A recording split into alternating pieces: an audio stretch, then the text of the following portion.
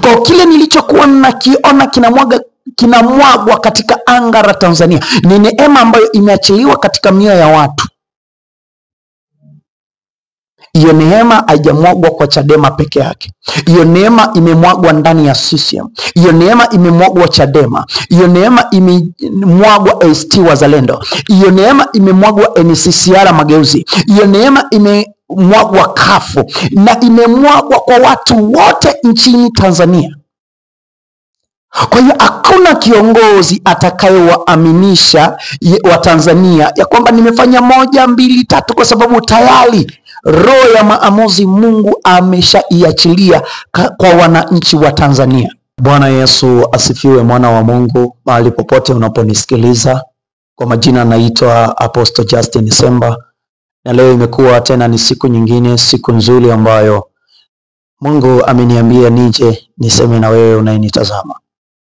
Kwa hiyo kabla ya mambo yote, ningeomba uweze kunisikiliza ujue Mungu anasema nini.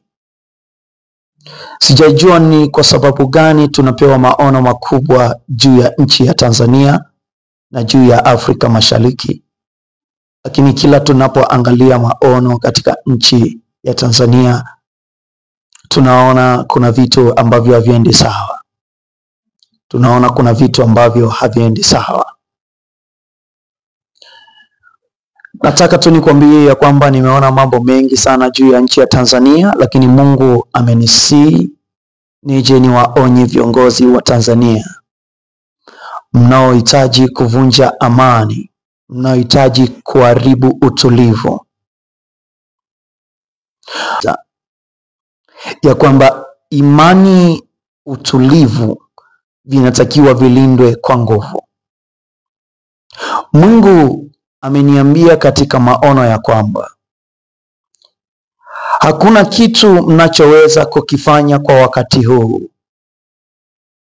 Hakuna mtu anayeweza kuwadanganya Watanzania kwa wakati huu. Hakuna mtu anayeweza kuwalaghai Watanzania kwa wakati huu. Hakuna hata mmoja, kwa sababu Watanzania wana macho, wanaona kile kilichofanyika, wanaona.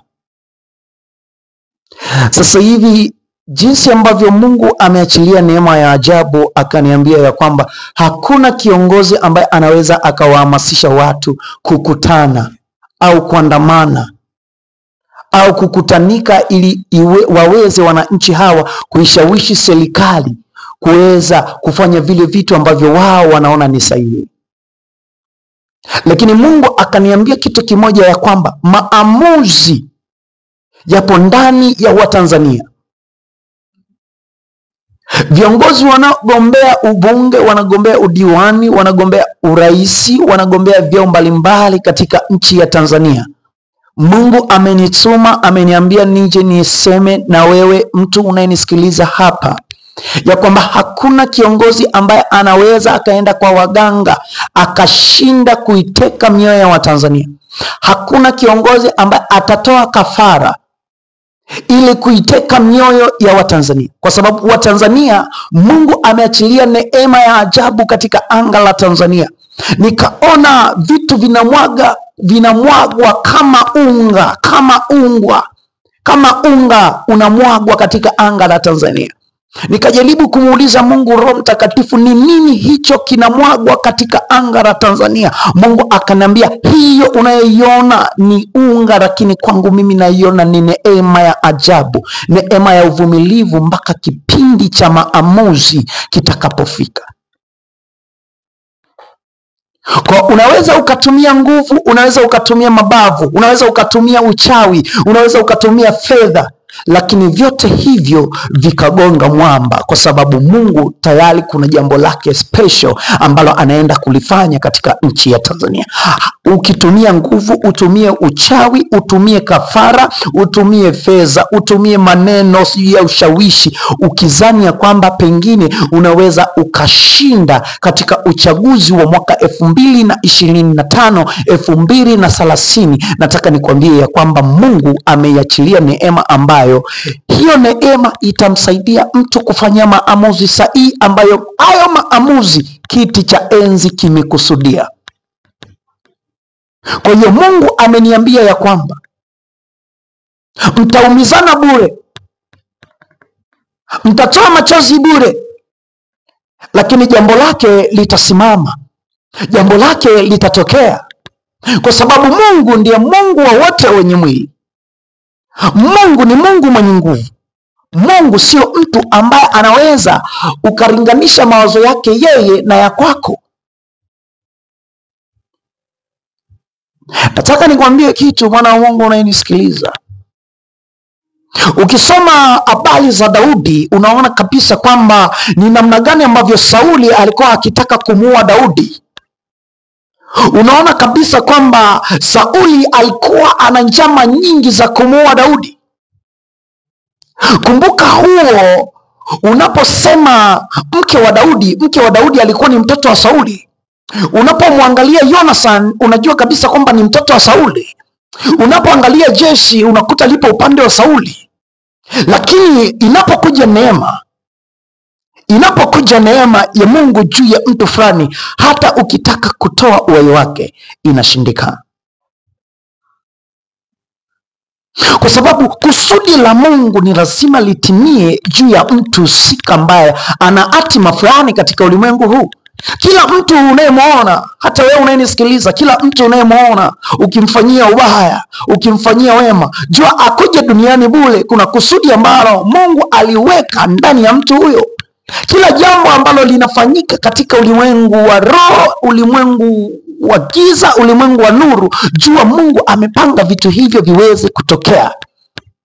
Na ndio maana ukisoma maandiko yako vizuri, kuna mahali pengine anakuambia Mungu amefanya mambo yake, naam, hata ubaya katika siku ya ubaya. Kwa hiyo kumbe kuna siku ambazo Mungu amezitengeneza ziwe siku za ubaya, lakini kuna siku ambazo Mungu amezitengeneza ziwe siku za uzuri. Kwa hiyo unapomfanyia mtu jambo, kumbuka ya kwamba hakuja bure huyo. Kuna assignment alipata wakati yeye bado hajaingia katika hali ya kimwili. Wakati yeye yupo katika hali ya kiroho, kuna assignment alipata kuja kuifanya duniani. Kwa ile assignment ikiwa inakukwaza au kuna namna ambavyo wewe inakuzi, nataka nikwambie kitu kimoja, ya kwamba unajitengenezea mwiba ambao utaenda kuchoma moyo wako na uhai wako utakatika. Kwa hiyo haijalishi una mamlaka kiasi gani, haijalishi una nguvu kiasi gani, lakini unatakiwa utambue ya kwamba dunia kuna namna ambavyo imekutengeneza. Dunia ina mtindo wa kumshawishi mtu aone kama hichi ni kitu changu, hichi ni kitu changu, hakuna mtu ambaye anaweza akakishika, hichi ni kitu changu, hakuna mtu anaweza kukimiliki. Lakini nataka nikwambie ya kwamba kila kitu ambacho kinafanyika katika ulimwengu ni Mungu anakifanya na ana makusudi nayo. Kwa hiyo nataka nikupitisha kwamba Sauli alipomkamata Daudi, kuna wakati mwingine alitaka kumuua na mkuki. Daudi akakwepa ule mkuki, akakimbilia kwa mtoto wake Mikali. Mikali akaamua amtolee Daudi dilishani. Just imagine, ni mtoto wa mfalme anamwokoa mtu ambaye anapata sifa kuliko hata baba yake. Raba kosha na mahanda lezegede bahato rodobosha katapa. Nataka nikwambie kitu kimoja, mtu wa Mungu unayenisikiliza. Maandiko yanasema mwenye ufahamu na aweze kufahamu. Lakini wewe usiyekuwa na ufahamu huwezi kufahamu haya mambo tunayozungumza, kwa sababu mwanadamu wa asili ya mambo ya mwilini huwa anatambua mambo ya kimwili peke yake, lakini mwanadamu wa asili ya mambo ya roho huwa anajua mambo ya roho.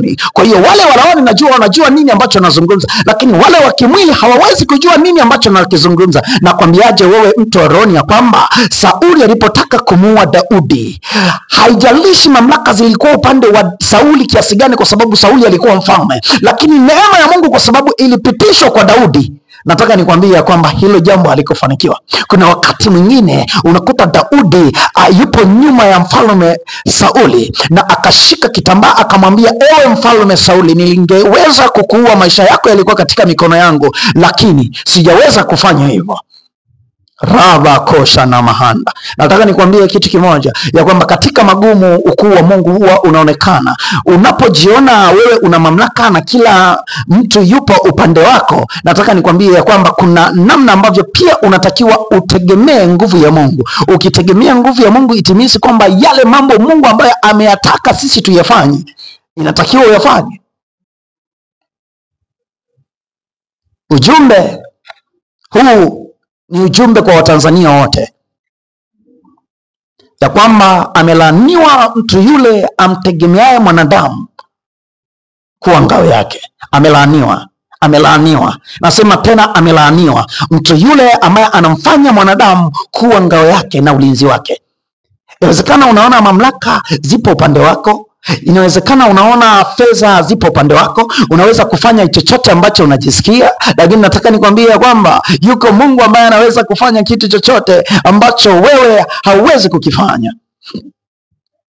Kwa hiyo viongozi wa Tanzania, viongozi wa CCM, viongozi wa Chadema, viongozi wa CUF, naomba mnisikilize kwa umakini. Naomba mnisikilize kwa umakini. Mungu ananiambia muisikilize hii sauti. Mungu ananiambia muisikilize hii sauti. Viongozi wa CCM, viongozi wa Chadema, viongozi wa CUF, viongozi wa NCCR Mageuzi. Mungu anasema ya kwamba amemwaga neema katika mioyo ya Watanzania. Watanzania wenyewe watafanya maamuzi. Watafanya maamuzi ambayo Mungu mwenyewe anahisi yatakuwa ni sahihi. Kuna jambo ambalo Mungu anaenda kulifanya katika nchi ya Tanzania. Kila mmoja atakaa kimya. Na usitegemea kwamba wewe una uwezo, una mamlaka, una pesa, una uchawi, una nguvu zozote ambazo unazitegemea unaweza ukashinda uchaguzi huu. Nataka nikwambie kwamba kama Mungu amekukusudia utachaguliwa, lakini Mungu kama hajakukusudia huwezi kuchaguliwa.